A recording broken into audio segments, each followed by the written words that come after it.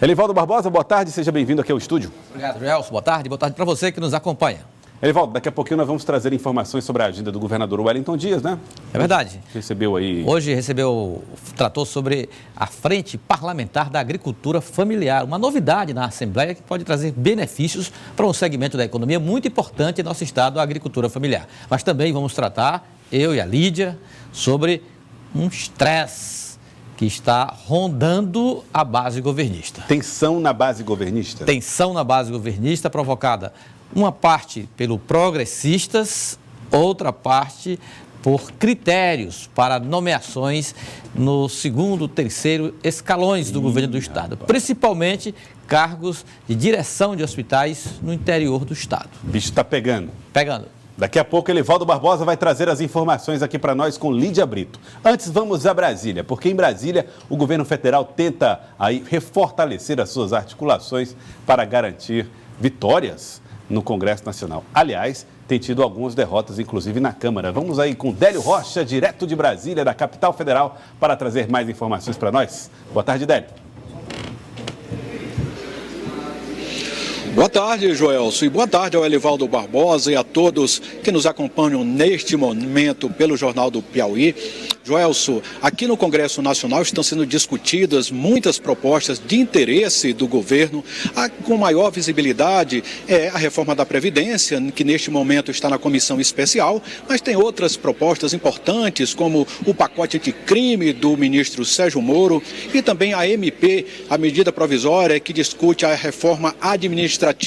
Mas para que essas propostas sejam aprovadas aqui no Congresso, o presidente vai precisar do apoio de deputados e senadores. E aí, Joelson, onde está o gargalo, porque o presidente Jair Bolsonaro tem enfrentado dificuldades na articulação com o Congresso Nacional. Na semana passada mesmo, o governo teve duas derrotas aqui, uma em relação ao COAF, né, que saiu das mãos do ministro Sérgio Moro, pelo menos por enquanto, e a outra foi no caso da FUNAI, que saiu do Ministério da Agricultura e aliás, do Ministério das Mulheres e pode ir, aliás, da Agricultura mesmo, Joelson, desculpa, e pode voltar para o Ministério da Justiça. E aí, outras propostas aí que estão sendo discutidas e que podem aí oferecer novas derrotas para o presidente da República. Lembrando que também essa semana aqui teve aquela convocação do ministro Abraham Weintraub, que essa convocação foi uma derrota para o presidente Jair Bolsonaro. E nessa hora aí, então, se acende um sinal verde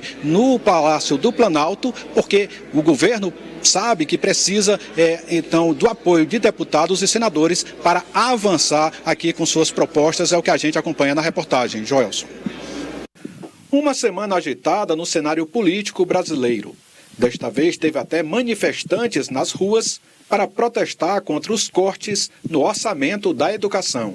E a convocação do ministro Abraham Weintraub para dar explicações na Câmara sobre sua atuação à frente da pasta da educação representou nova derrota para o governo, que demonstrou mais uma vez não ter uma boa articulação no Congresso Nacional.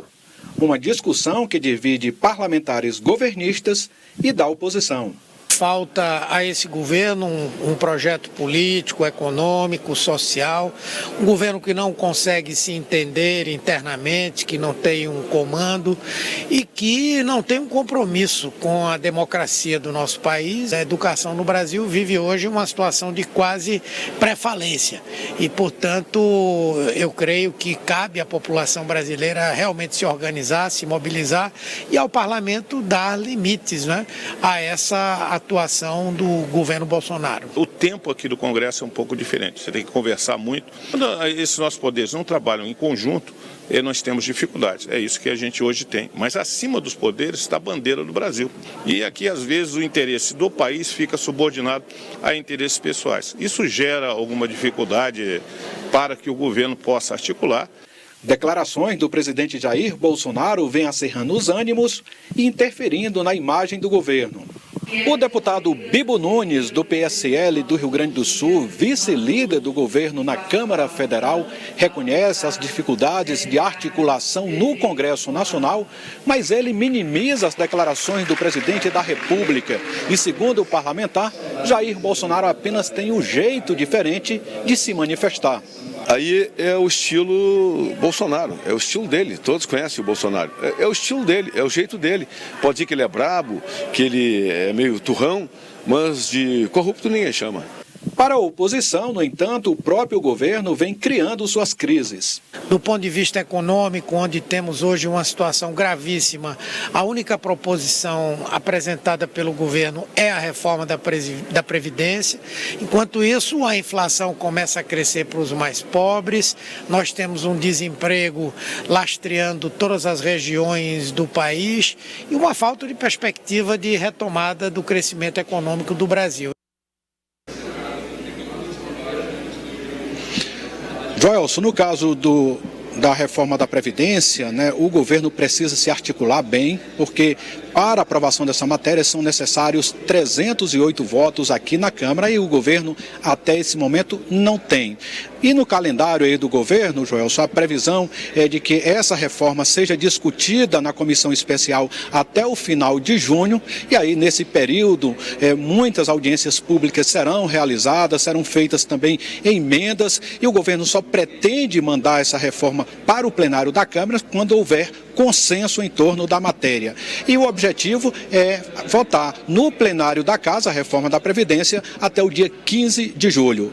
Joelson. Então, Délio Rocha, dia 15 de julho seria a data, acho uma data, 15 de julho.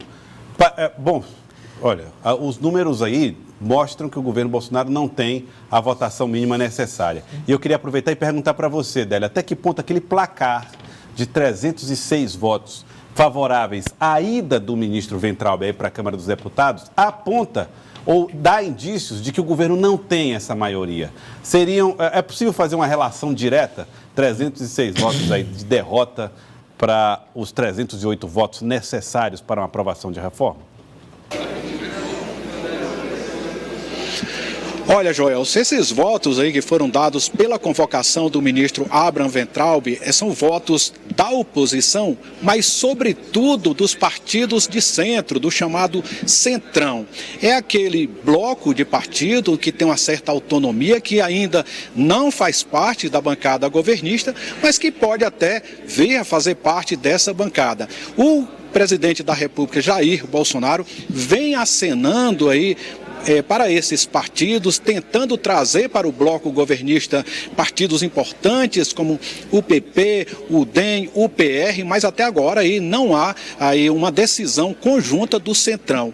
E pelo que a gente acompanha aqui, Joelson, e o Elivaldo sabe bem disso, o Centrão é o fiel da balança aqui no Congresso Nacional. Para que o governo possa aprovar essas reformas, a reforma da Previdência, o pacote de crime, a reforma tributária, o governo precisa do Centrão. E essa derrota aqui nessa semana, na convocação do ministro da Educação, sinaliza nesse sentido e mostra aí para o presidente da República que ele precisa sim do apoio dos parlamentares do Centrão.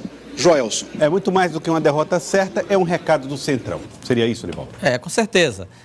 Significa dizer que o Centrão é a principal força do Congresso Nacional, especialmente da Câmara, pela bancada que o bloco representa, e também sinaliza que a reforma da Previdência, como ela está tramitando hoje na Câmara Federal, ela não tem consenso, ela não tem. O projeto, como foi enviado, não tem, a não ser que ele seja bastante modificado para que haja aí uma condição favorável para um acordo.